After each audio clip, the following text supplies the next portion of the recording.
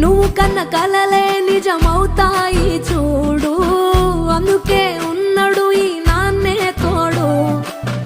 దశరథ మహారాజే నాన్నై పుట్టాడు, నువ్వు రాముడంత ఎదగరనేడు.